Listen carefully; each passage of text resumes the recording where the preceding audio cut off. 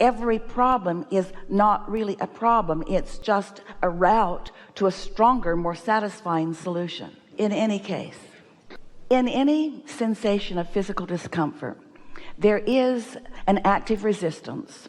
But this is the thing that we really want you to hear from us. This will make a big difference to you in the way you're approaching this.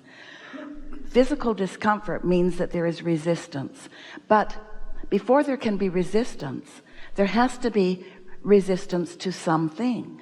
Now think about that. If you weren't in alignment, if there were not energy flowing to you that you were resistant to, you couldn't feel the resistance.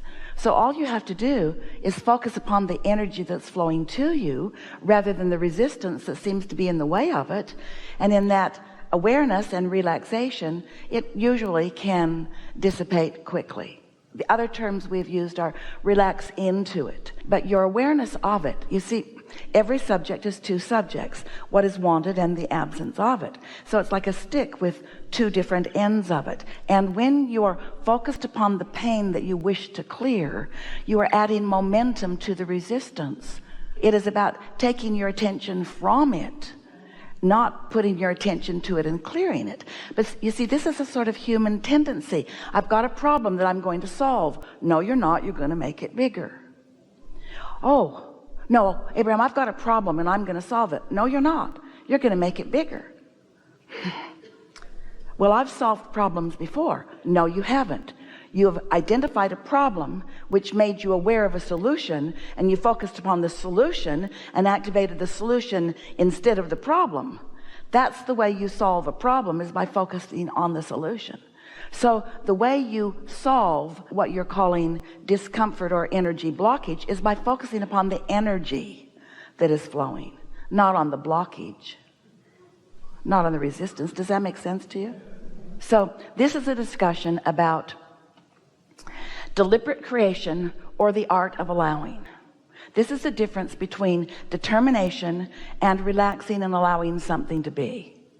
Now, in all of it, there must be an awareness of what you want. A problem is creating an equivalent solution. And then you all are making your choices about which end of that vibrational and emotional spectrum you are focusing.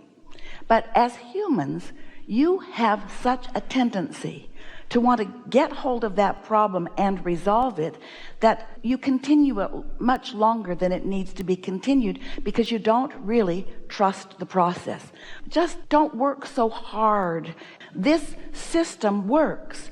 You came in your body, the source energy part of you is grander, and in this body you're figuring out things that you want to think about. But you don't need to reinvent the system. You don't need to micromanage any of it. What you really are wanting to do is just figure out from day to day, from moment to moment, which things feel the best to you and focus there.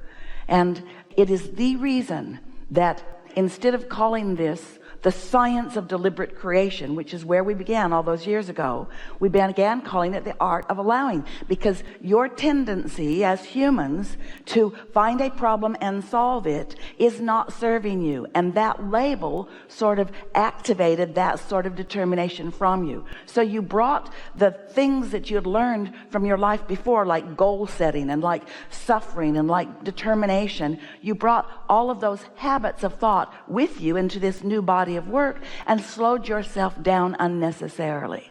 And so that's the differentiation that we're wanting to help you to clarify. Your inner being never looks back.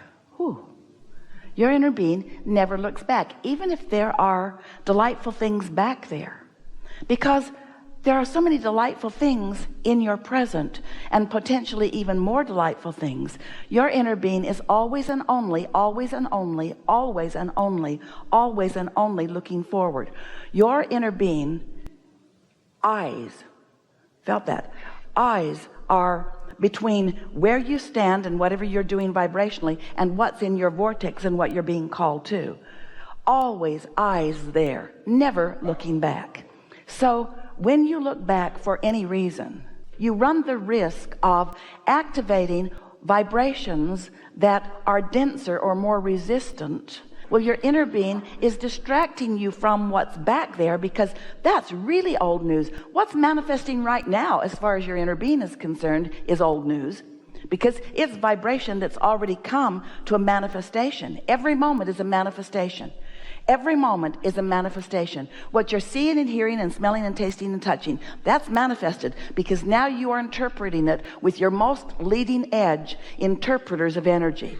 So once you're seeing it and hearing it and smelling it and tasting it and touching it, the work has already been done and you are viewing the results. It's like taking the cake out of the oven. It's done. It's not becoming anymore. That's as much as it is. Here's why it happens. As you stand in your now, sometimes somewhat dissatisfied with the components of what is manifesting right now, there is a strong human tendency to explain this by explaining what came before. And always there is resistance in that. It's a justification, a sort of rationalization. It's a trying to get awareness or agreement sometimes from other humans. But it really is not your best use of your time or your best use of your energy.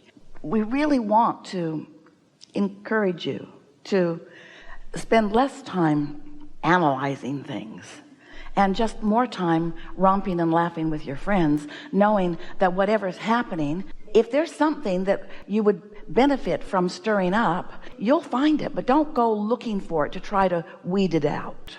It gets cleared in the same way that when you tune your dial to the station you want, all other stations are cleared. And so really the only battle that's going on is between you and you. And you're the only one waging the battle, because your inner being is not waging a battle. Your inner being is saying, hey, you told us incrementally that you want this and this and this and this and this, and we've been tending it, and law of attraction's been working on it, and a whole lot of cooperative components have already been gathered. Come on over. And you say, I will as soon as I get this out of the way.